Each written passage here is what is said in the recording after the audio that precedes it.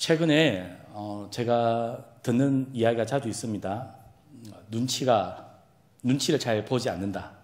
정 목사는 눈치를 잘 보지 않는 것 같다. 이런 이야기를 자주 듣습니다.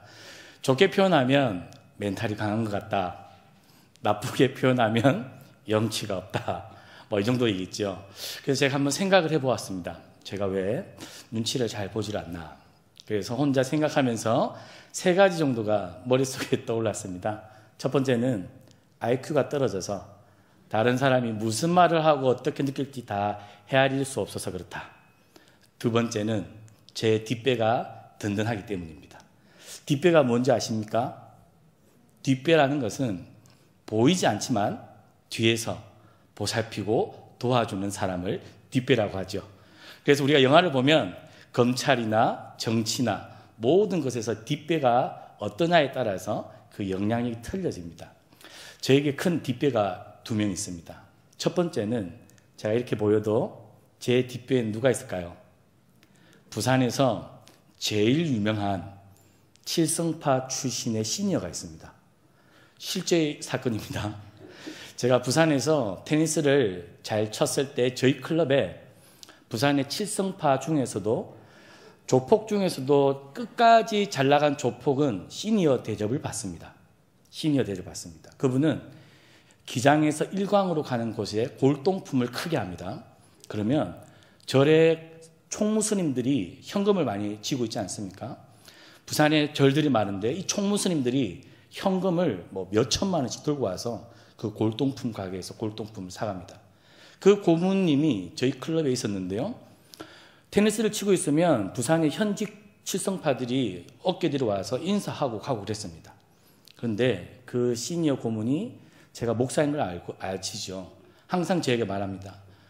정 목사님, 목회하시다가 딱 한 놈, 목사님 정말 목사님 힘들게 하는 사람 있으면 딱 한 놈만 이야기하십시오. 지금도 전화가 올까요, 안 올까요? 최근에도 아산병원 오신다고 연락이 왔습니다. 권사님들 많으신데요. 저 힘들게 하면 안 되겠죠. 네, 바로 집 앞에 보내드릴 수 있습니다. 제가 뒷배가 이렇게 든든합니다. 네, 그래서 제가 눈치를 안 보는 수도 있습니다. 그리고 제 마지막 뒷배는 우리 성도님 당연히 아시겠지만 하나님입니다. 저는 단순해서 제가 장가갈 때 결혼할 때도 제가 가진 게 아무것도 없었습니다. 키도 작고 그렇죠. 그런데 기도하다 보니까 지금 아내에게 하나님 제 짝에다 응답을 주셨습니다. 그럼 제가 어떻게 할까요? 가진 것 없어도 장인어른을 찾아가서 제 아내입니다. 당당하게 요구하고 마치 제 것인 양 데리고 와서 결혼을 했습니다. 왜일까요? 제 뒷배가 든든하기 때문입니다. 한마디로 믿는 구석이 있다는 것이죠. 저는 군생활 할 때 소위 시절에도 눈치를 보지 않았습니다. 왜냐하면 사단장이 저를 잘 아는 분이셨기 때문입니다. 그래서 저희 사단장이 대대장한테 전화를 한 통 넣었습니다. 우리 정소희를 잘 부탁한다. 그래서 어떤 소희도 차를 끌고 다니지 않았는데 저는 어떻게 했을까요? 차를 끌고 다니면서 그 차에 우리 부사관들 태워서 전도하고 다녔습니다.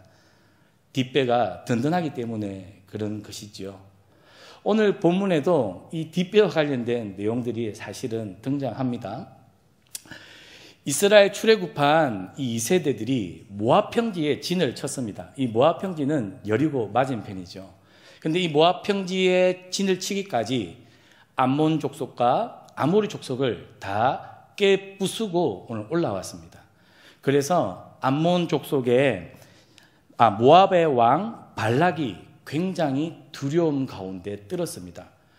그래서 이 모압의 왕 발락이 아무리 생각해도 군사적인 경쟁을 통해서는 이 출애굽 2세대를 이길 수 없다는 판단을 했습니다. 어떻게 했을까요? 그래서 발락이 자기가 생각할 때 자신의 뒷배, 든든한 뒷배를 부릅니다. 그가 누구냐면 발람이라는 사람입니다. 발람. 그래서 이 발람을 데리고 와서 주술적으로 군사적으로는 이스라엘 백성을 이길 수 없지만 무언가 그 당시 고대 근동사회에 주술적으로는 이스라엘 백성들을 이길 수 있다라고 생각을 했던 것 같습니다. 그래서 발락이 발람을 데리고 와서 이 이스라엘 백성들을 저주를 좀 해달라.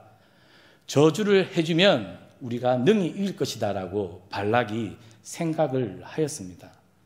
그런데 어떻게 된 것인지 발람이 이스라엘 백성을 저주하려고 할 때마다 하나님께서 그를 막으셨습니다.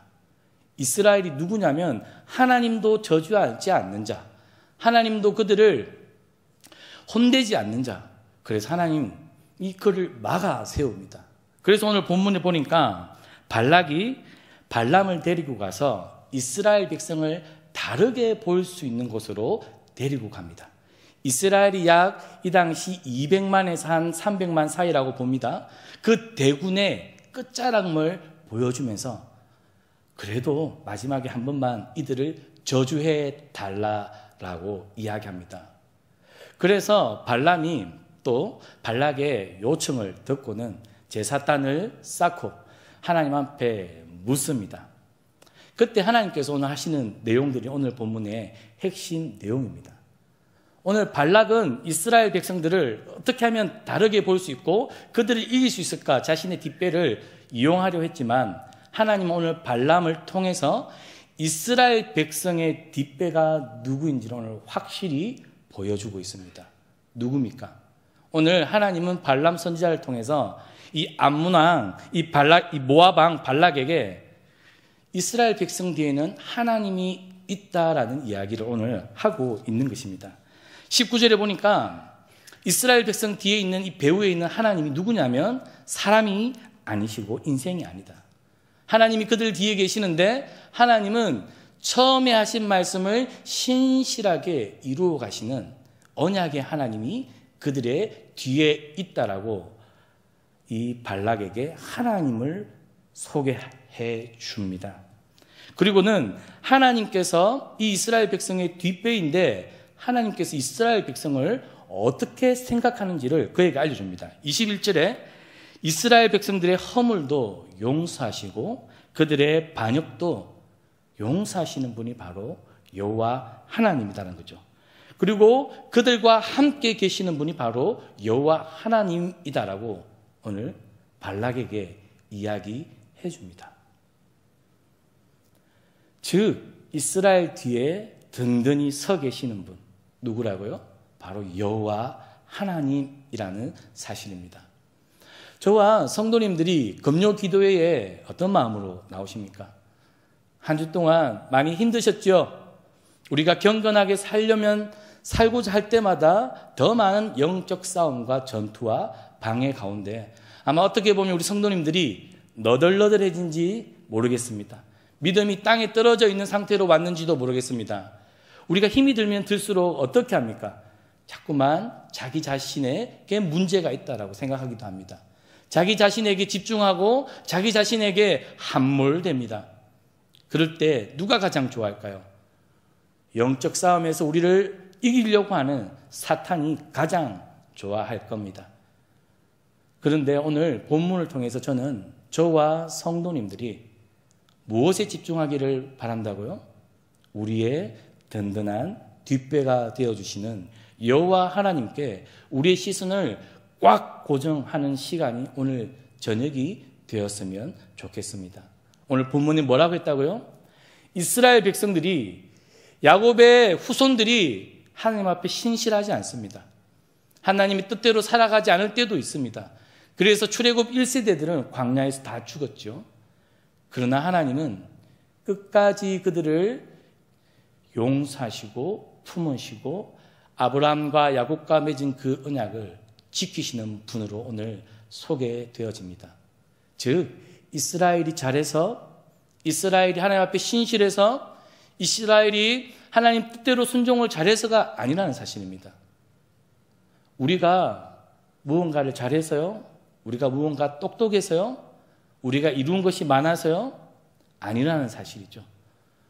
하나님께서 우리의 뒷배가 되어주시기로 하나님께서 우리의 왕이 되어주시기로 하나님께서 작정하셨고 우리와 언약을 맺으셨고 그 약속에 신실하셨기 때문에 우리는 우리의 부족함과 연약함과 신실하지 않음에도 상관없이 하나님이 우리의 왕이 되어주신다는 사실에 우리가 그것을 붙잡고 기도해야 합니다. 얼마나 힘이 되는 놀라운 말씀입니까? 세상에서 우리가 살고 사람들하고 만나고 교제하다 보면 어떻습니까? 그 사람을 바라볼 때 그 사람이 가진 부동산, 그 사람이 은퇴하기 직전까지 어떤 직업을 가졌는지, 그리고 그 사람의 자녀가 지금 어떤 직위에서 무슨 일을 하는지, 우리는 자꾸만 다른 것으로, 세상의 것들로 우리를 평가하고 기준으로 재고, 그렇게 우리 스스로의 목을 쥐어짜고 있는지 모르겠습니다. 왜 그렇게 우리가 멍청하고 바보 같고 연약한 모습으로 우리를 바라보고 우리를 그렇게 살아가고 있는지 모르겠습니다. 오늘 본문은 우리 뒤에 계시는 하나님, 우리를 다스리시는 그 왕, 그분이 누구인지 우리의 시선을 하나님께 돌리라고 오늘 우리를 초청하고 있습니다. 힘드시죠? 어렵죠? 많은 문제들과 갈등들이 성도님들 한 분 한 분 인생 가운데 다 있을 겁니다. 그럴 때마다 어떻게 하십니까? 그럴 때마다 저는 우리가 하나님 앞에 엎드려 나의 아버지 되시고 왕이 되어주시는 그 하나님께 기도합니다. 오늘 본문에 왕을 부르는 소리가 그 중에 있도다 21절에 이 부르는 소리가 왜 있겠습니까?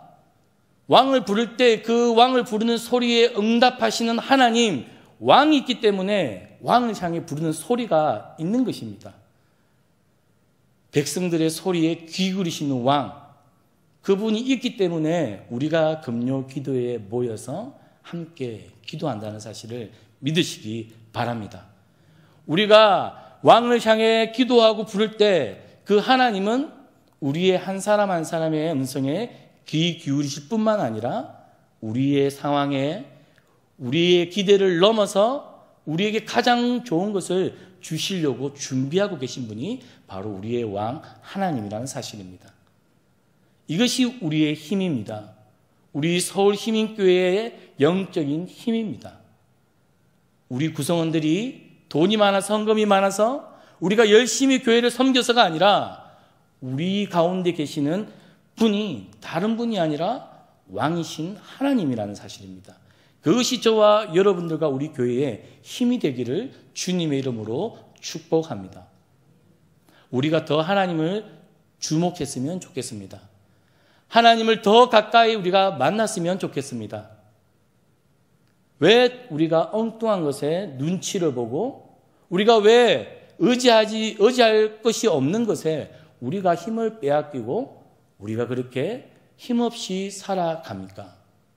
가장 힘 있는 힘 되어주시는 여호와 하나님이 여러분들 곁에서 속에서 성부 하나님께서 성자 예수님께서 성령 하나님께서 날마다 성령으로 기름 부어주시는데 왜 우리가 우리의 시선을 엉뚱한 곳에 고정함으로 힘없이 그렇게 연약하게 실패하는 듯 살아갑니까? 우리가 하나님께 우리의 시선을 고정할 때 성령님의 주시는 능력으로 살아갈 때 우리는 다른 것 눈치 보지 않아도 될 것입니다. 우리가 눈치 보며 살아야 할 것이 무엇입니까? 바로 한 분 하나님 앞에서 하나님이 무슨 말씀하는지 우리가 거기에 더 집중해야 할 것입니다. 우리 주변의 사람들의 수많은 목소리에 우리의 귀를 빼앗기면 우리는 가야 할 길을 놓쳐버릴 것입니다. 우리가 해야 할 일을 못하게 될 것입니다. 왜요? 이 사람 저 사람 모든 사람들의 눈에 마음에 들어야 하기 때문에요. 쓸데없는 일이죠. 우리는 기도함을 통해 하나님의 뜻이 어디 있는지, 나를 향한 하나님의 계획하심이 어디에 있는지, 우리를 어디로 부르시고 계시는지 하나님을 향해 우리의 모든 것을 집중할 필요가 있습니다. 그럴 때 우리는 용감하게 단순하게 힘있게 하나님 우리에게 주신 그 길을 걸어갈 수 있을 것입니다. 저는 오늘 이 저녁에 우리가 그렇게 기도했으면 좋겠습니다. 하나님, 제가 하나님께 시선을 고정하게 하여 주시옵소서. 성령 하나님, 제가 성령님의 말씀하심에 귀 기울이게 하여 주시옵소서.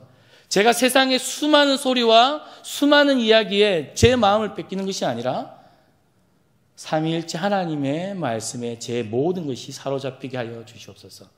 그렇게 기도함을 통해 하나님이 주시는 힘, 성령님이 주시는 위로, 그 모든 것들이 오늘 이 저녁에 성도님들 마음 가운데 차고 넘치기를 주님의 이름으로 축복합니다.